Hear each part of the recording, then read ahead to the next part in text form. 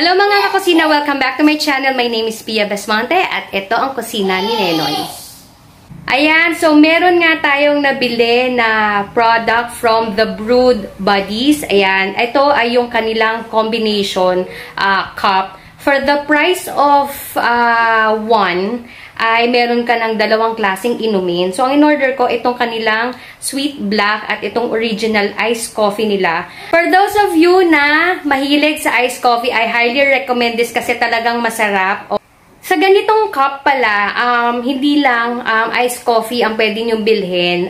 Pwede rin, so for example, gusto nyo ng ibang coffee-based products. Ito, dito sa kabila. And then, dito sa kabila, meron silang mga available na milk teas.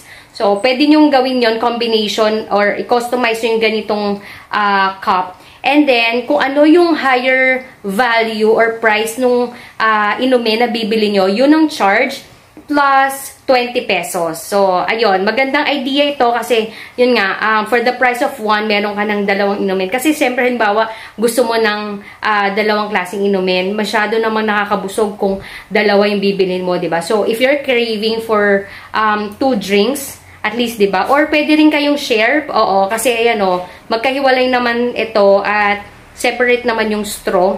So, pwede rin itong for sharing. Ideal for sharing ito. Shout out pala kay Zara and Flora May for being so friendly and accommodating kanina doon sa order namin. Follow nyo lang yung kanilang Facebook at Instagram account. And ayun, again, pwede kayong umorder through Grab and Food Panda. And kung ikaw ay hindi pa subscriber ng channel na to, be a certified kakusina by clicking on that subscribe button at i-click mo na rin yung tiny bell para manonotify ka whenever we upload new videos. Thank you and I'll see you on my next one. Bye!